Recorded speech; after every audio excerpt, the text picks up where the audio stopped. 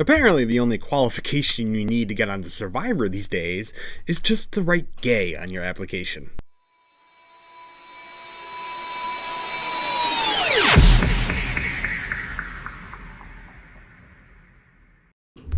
And here we go, Survivor 44. We are now into the next season of Survivor, and the next season I will be covering. So, Survivor 44, it kicks off, and it's going to be a little bit before I start learning names and start to really care and find my favorite players and the players I really dislike.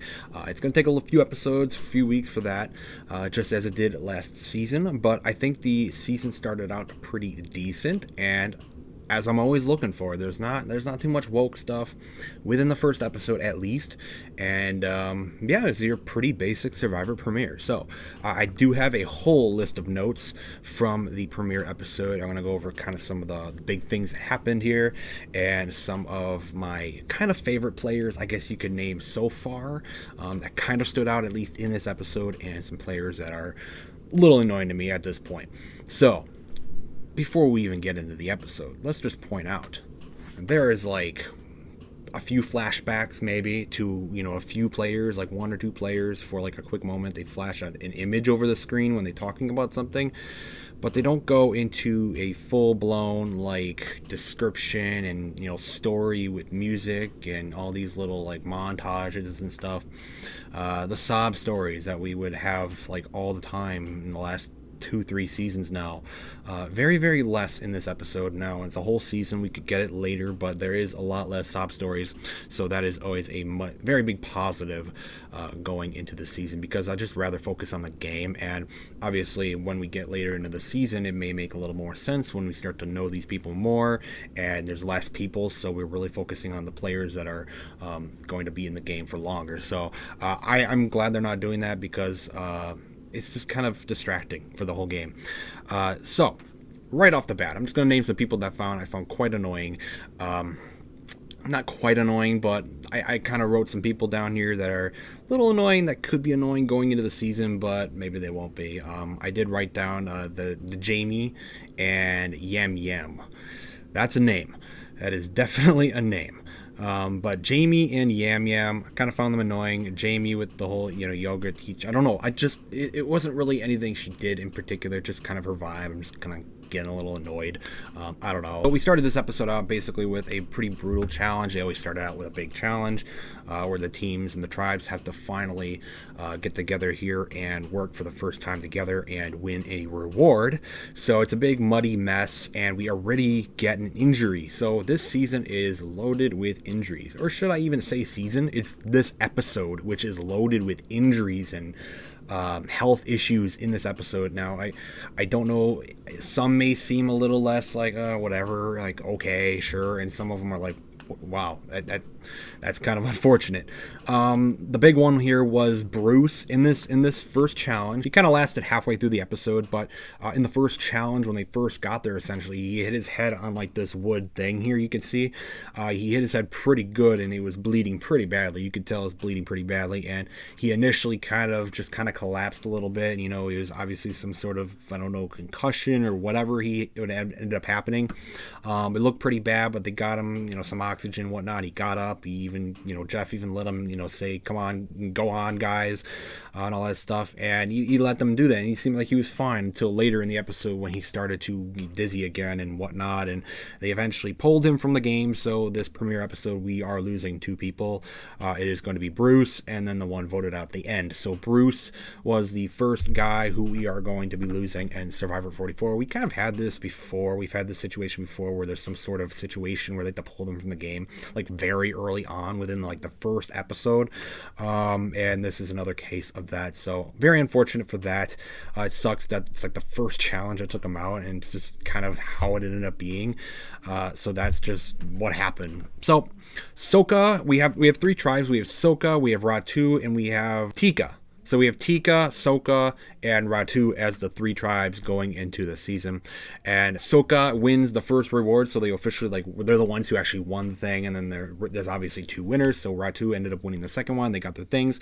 And then they go back to their camps, and then they end up doing that whole, either you got to do the puzzle, or you have to do the sweat challenge, where you have to do the major physical work to get the supplies for your tribe, or if you can solve that certain puzzle within 2 hours or something, when the timer runs out, they can solve the puzzle and get the supplies the same way, but they have to solve a certain amount of rings on this metal ball cage thing.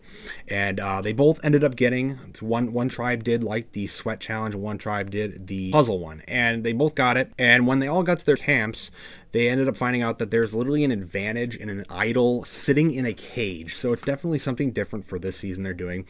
They're going to have a key hidden on the island instead of a immunity idol. So I guess it's a little harder, because it's a little bit smaller. It's just a little bit of a smaller thing they're hiding. Now you have to find a key to unlock a cage, and just, it's not just the key that's hidden. Once you find the key, you have to realize that it's out in the open for everybody, and they can see you take that immunity in the cage. So you have to play it very, very smart. Now, when I mentioned injuries in this episode are pretty significant. We get 2 injuries and then one heat thing later. Another castaway, Matthew here, another medic injury in this episode. This is actually in a teaser that we had for the season going, right after 43 ended. They gave us a little tease of this guy climbing this big rock, and then he ends up falling off. That's literally what happened here. So we have a Matthew and a Matt on this season, by the way. It's going to get a little confusing unless one goes home. But we have a Matthew and a Matt on this season, and this guy right here, he ends up climbing up on the rock. I don't know why the hell he was climbing up on that rock at all.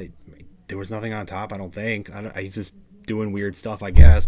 He was climbing up, and he just completely just fell off. He dislocated his shoulder. He's messed up his toe. He scraped up his hands. It's I don't know what your purpose and what you're trying to do there, but he ends up scraping himself up and injuring himself. So we got one guy pulled out of the game because of some sort of head injury. He ended up being fine, they told us, obviously.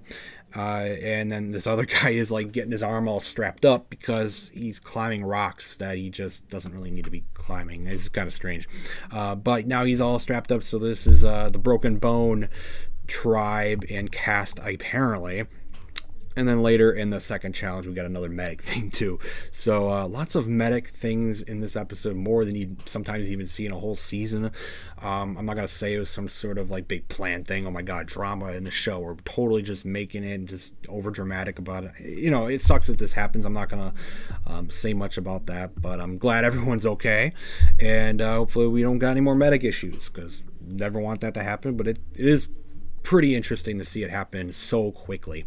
Another very standout character in this episode, or a player, was Carolyn, and she is a really strange character. She's a drug something specialist or something like that, and she's a weird person. She's a very, very strange person. She acknowledges she's a strange person. So as Survivor has been doing recently in the past few seasons, they kind of send 3 people off from each tribe, and they immediately do it in this episode. They send 3 people off to go and learn and choose an advantage, lose your vote or gain an advantage. And this time we get 2 advantages, and one person loses their vote. So there's 2 different advantages, and then there's one person losing their vote. And it is done a little differently than normal. They end up splitting off into different paths, and then they have to choose out of the bag what they want to do. And 2 of them will pull out a lose your vote thing, and then one of them will pull out an advantage right away. One of them pulls out an advantage right away. I think that's Sarah. Sarah is one of the ones that gets an advantage, and her advantage is to secretly use all the things that are played at Tribal. I don't know if that's to steal everything from Tribal, but you get to use all the advantages used at Tribal. So if you're normal immunity idol, I would assume you get to be safe, or some sort of advantage going on with stealing a vote or whatnot. You get to use that as well. That's my assumption. And then the other person who got the advantage after initially losing, I think she initially lost. I might have gotten it mixed up. One of them lost and then had to go into another bag and try one more time to try and get an advantage. And if they didn't, they would lose their vote. So one of them, the other one though, is Lauren. She got an advantage. It was a different advantage, and it was an advantage to not vote that night and then keep her vote that she had for that night for another night. So she doesn't have to vote on one night, so she would not really lose her vote, but choose not to vote. And then she would end up using that vote as an extra vote later. So if she really thinks her vote doesn't matter one night, then she can just use it later, take it, use it later, and she has an extra vote for when it really matters. I like that one a little more than the other one. Makes a little more sense to me, at least of right now. And then the other one, it was Matt, and he is the other Matt. And he ended up going, and he is the one who unfortunately chose out of the bag twice, and he chose twice that he is going to lose his vote. And when he chooses twice, that now means that he's not going to be able to vote for the next 2 tribal councils. So the next 2 tribal councils that this guy is at, he will not be able to vote. That is very, very bad for him and the people that he is working with. And I could almost see people not wanting to work with him as much for the beginning of the game, because he can't vote for 2 weeks, 2 tribal councils that he goes to. So it's pretty bad for him. So at the second challenge, it's the actual immunity challenge this time. And Jeff actually revealed the immunity challenge, like the rewards. And I actually really like the idols this time. It's like a shield and a sword. It looks a lot different than before. We've had like a lot of statues and whatnot. And this time it's like a shield and a sword. So you got 2 of them. Obviously one gets a sword, one gets a shield, with 2 tribes winning and then one going to tribal. I really like that. I think it was kind of cool. So with this challenge, we have another medical thing. So you got Brandon here on the left, and he is the one that is going to have this medical attention.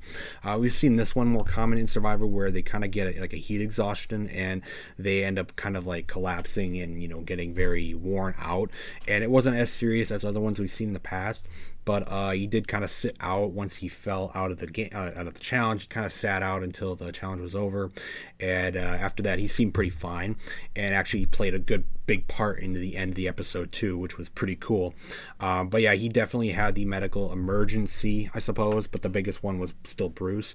But he was like the 3rd emergency going like in a row in this episode alone, with the medical things. So with this challenge though, Soka ended up winning the challenge, and then Tika ended up winning the second one. So they both won, so they're not going to tribal, but the ones that are going to go to tribal are Ratu. So Ratu is going to be the one going to tribal and voting out the first person, or actually voting out the first person, not the first person out of the game. So this tribal was actually quite interesting because there was a lot of different advantages and idols played within just the first tribal. So we had 2 things played that are not really played too often, and usually when it's played we never really see them actually win it. We had 2 people play their shot in the dark, where they're not going to be able to vote. They're not going to be able to vote, but they will have a chance on being safe for the night, basically winning immunity in a way. Or if they are not safe, then they're just not safe and they had no vote. So you had Jamie here on the left, and then you had Matthew from earlier that I mentioned, he fell off the rock. They both played their shot in the dark, I believe, and Matthew ended up losing, so he did not get, you know, safe. And Jamie, even though I don't think she was really that, like, I don't think she was really in danger for this vote. I don't really know why she decided to play her shot in the dark, but she wasn't really in danger in this episode.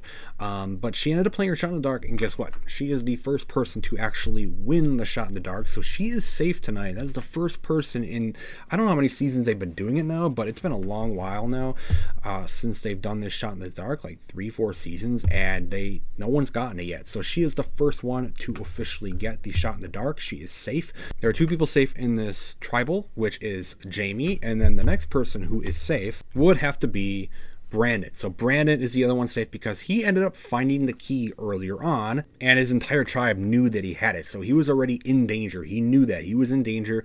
He had already been caught initially when he found the key. So he just, I don't know if he really intended on doing it or not, but he kind of basically just told everyone like, hey, I got the key. I'm going to go open the cage, and I have in the cage. It's kind of interesting because he did it in front of his whole tribe. Now everybody knows what's inside this cage with, you know, the advantage or whatever it is. It is a normal immunity idol, which I love to see. The normal immunity idols out there, I really like those. Just the basic idol, nothing special added on. I just love that. But then they have like this dummy fake idol in there too. I guess that's a way for them to play and mess around with people and just kind of play the game in a different way. Like, oh, look, I got an idol. See, duh, I have an idol right here. I'll give you an idol for you later. But it's not really an idol. That's kind of what I'm assuming it is, but now everyone already knows about it, at least on one tribe. tribe.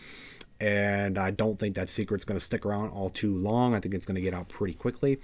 So I think that whole thing kind of fell apart pretty quickly once he kind of told the whole tribe. But Brandon is also safe at tribal. So it's Brandon and Jamie that are safe at this tribal. And then, of course, Matthew ended up losing his vote, so he did not vote. So there is only 3 out of the 6 that are voting in this final tribal.